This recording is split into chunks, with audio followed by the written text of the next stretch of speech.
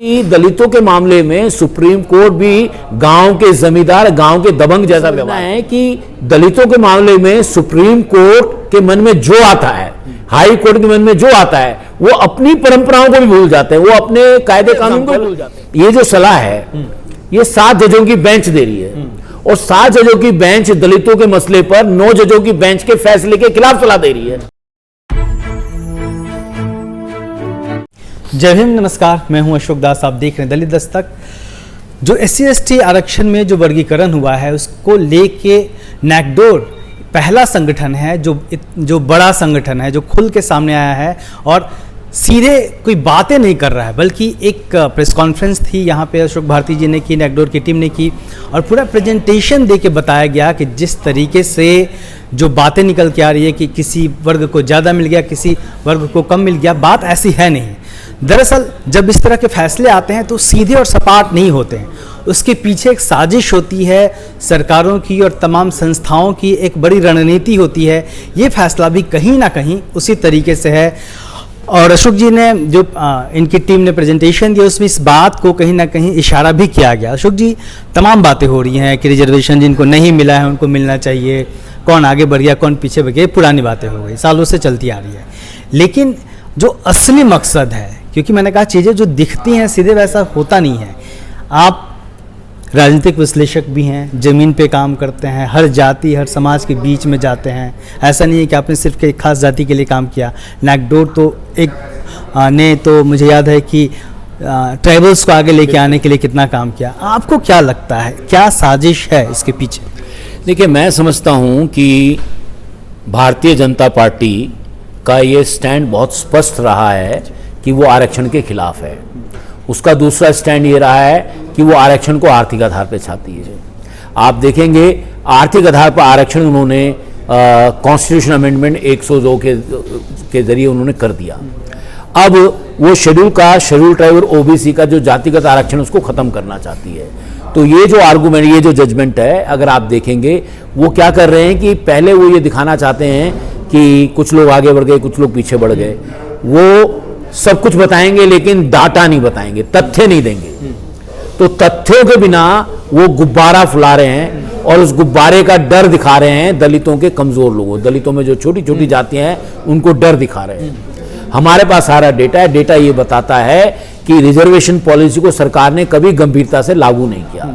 अब सरकार जो रिजर्वेशन पॉलिसी को गंभीरता से लागू नहीं करेगी तो निश्चित तौर पर लोगों में जो है धैर्य टूटता है, लोग धैर्य खो देते हैं और जब लोग धैर्य खो देते हैं तो उनको जो भी चीज लगती है वही सही लगने लगती है। एक ये कहा जा रहा है कि टिप्पणी है अदालत की, सरकार ने कह के पल्ला झाड़ लिया कि टिप्पणी है, कोई फैसला नहीं है। अगर टिप्पणी की ही बात करेंगे तो जो अदालतें हैं, एक सिविल कोर्ट में भी एक सामान्य जब कतरे का मामला आता है, चोरी का मामला आता है तो तमाम सबूत गवाह सब देखे जाते हैं, ट्रायल होता है तब सज़ा मिलती है। यहाँ सुप्रीम कोर्ट के 7 जजों की बेंच बैठती है, कोई आंकड़ा नहीं दिया जाता कौन पीछे है कौन आगे है और बिना किसी आंकड़े के, बिना किसी सबूत के ये फैसला सुना दिया जाता है। देखिए, सर्वोच्च न्यायालय में जो आज हमने कहा कि दलित और आदिवासी और पिछड़ी जाति के मामले में लगता है सर्वोच्च न्यायालय में कोई रूल ऑफ लॉ नहीं है, कोई कन्वेंशन अप्लाई नहीं करते। अब जैसे कि ये इंदिरा साहनी के जजमेंट में क्रीमी लेयर को रिजेक्ट कर दिया गया था।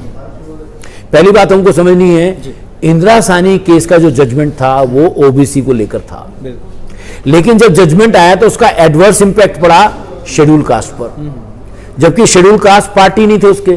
और कानून नेचुरल जस्टिस वो ये कहता है, आप किसी भी व्यक्ति के हित अगर प्रभावित होते हैं तो आप उसके स्टेक होल्डर को बुलाकर उसको पैरवी करवाएंगे उससे। आपने शेड्यूल कास्ट का कोई उसमें रिप्रेजेंटेटिव नहीं था, वो पार्टी नहीं थे। लेकिन सर्वोच्च न्यायालय जो इंदिरा साहनी का केस हुआ, आपको पता होगा शेड्यूल कास्ट के एम्प्लॉइज थे, उनकी शेड्यूल कास्ट शेड्यूल ट्राइब का प्रमोशन, रिजर्वेशन प्रमोशन खत्म हो गया उससे। फिर सरकार को 5 OM लेकर आई सरकार, उसको लेकर फिर 5 OM के खिलाफ दलितों ने बहुत बड़ा स्ट्रगल किया।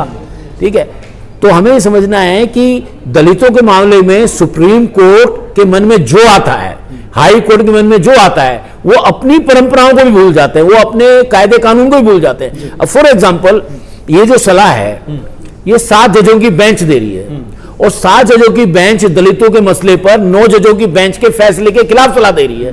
9 जजों की बेंच का फैसला ये कहता है कि शेड्यूल ट्राइब में क्रीमी लेयर नहीं लग सकती, और ये 7 जजों की बेंच कह रही है नहीं क्रीमी लेयर लगा दो आप। जब कैसा कोई रूल ही नहीं है, ओवरलुक आप कर रहे हैं, तो आप जो है ओवर रूल कर रहे हैं उसको। ठीक है, तो मैं ये कह रहा हूं कि दलितों के मामले में सुप्रीम कोर्ट भी गांव के जमींदार, गांव के दबंग जैसा व्यवहार कर रहा है।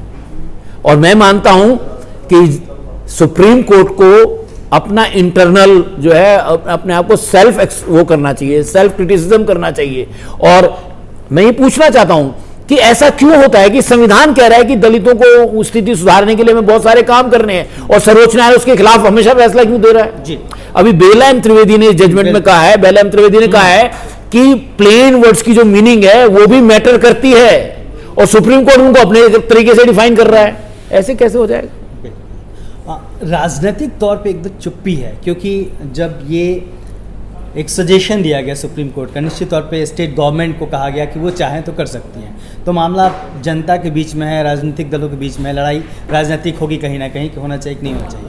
लेकिन राजनीतिक दलों की चुप्पी, जो संविधान लेके राहुल गांधी घूमे, अखिलेश यादव घूमे, इन लोगों की चुप्पी क्या, खामोशी है ना। और तमाम लोग, मतलब मायावती जी को के अलावा खुलकर अभी तक किसी ने विरोध नहीं किया या फिर कुछ कहा नहीं है।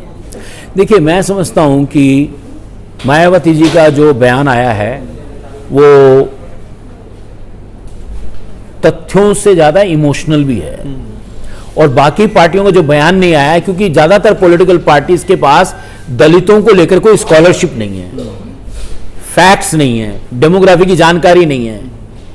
और मैं समझता हूं शायद यही नहीं तो राहुल गांधी जो सोशल जस्टिस की बात कर रहे हैं, अगर उनके पास तथ्य रहेंगे, उनके पास फैक्ट्स रहेंगे, तो कैसे वो खामोश रह सकते हैं? लेकिन आपने जो तथ्य दिखाए, मुझे याद है कि लोकसभा चुनाव हो रहे थे तो आपने कुछ जगहों पर राहुल गांधी के साथ शेयर किया था, मंच कोई न्याय सम्मेलन हुआ था संविधान का, वहाँ पे आप भी मौजूद थे एक जगह पे।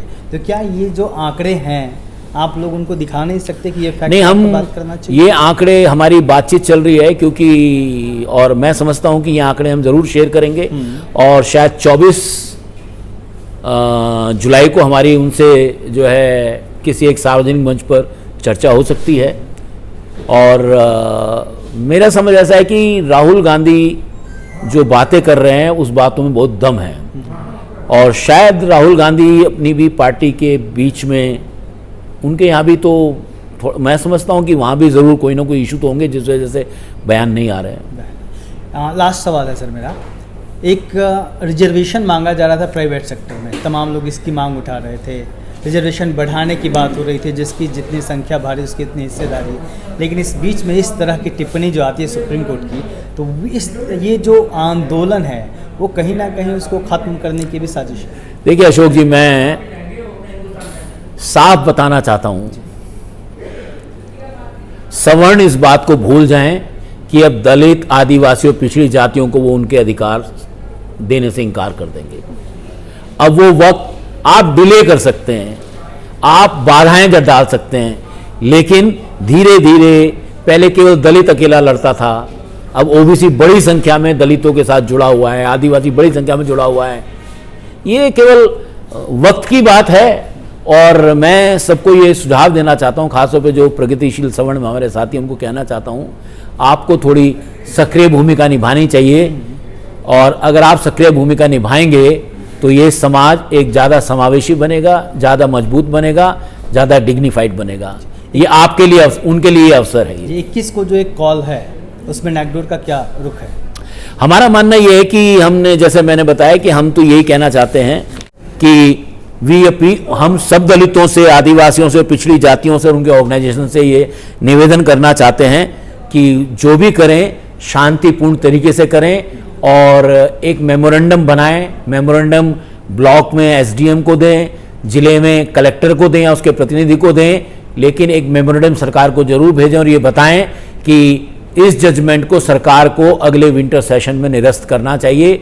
और हम ये बताना चाहते हैं सरकार को कि अगर सरकार अगले विंटर सेशन तक इसको निरस्त नहीं करेगी तो शायद हमें इससे बड़ी कार्रवाई के लिए आगे तैयारी करनी पड़ेगी। मतलब आखिरी यही है कि सरकार इसको निरस्त करे, तभी जाके लोग आश्वस्त हो पाएंगे कि ठीक है। ठीक, देखिए, सरकार में हम सरकार पर हम निर्भर कर सकते हैं, हम जुडिशरी ने तो बार बार प्रूव किया है कि हम उसके ऊपर निर्भर नहीं कर सकते। हम जुडिशरी के, हमारा मानना यह है कि दलित, आदिवासी, पिछड़ी जाति, माइनॉरिटी और महिलाएं ये न्यायपालिका की न्याय पक्षधरता पर यकीन नहीं कर सकते। बहुत बहुत शुक्रिया सर। तो ये थे अशोक भारती, और इनका कहना है कि ये साजिश है, इसको उस रूप में देखना चाहिए। बिल्कुल एक सपाट फैसला नहीं है कि एक सुप्रीम कोर्ट का एक टिप्पणी आई है कि वर्गीकरण किया जा सकता है, स्टेट गवर्नमेंट कर सकती है। उसके भीतर उसके अलावा भी तमाम एस्पेक्ट्स हैं जिसको समझने की ज़रूरत है, और उसी हिसाब से दलित समाज को भी सोचना होगा। देखते रहिए दलित दस्तक। जय भीम। जय भीम।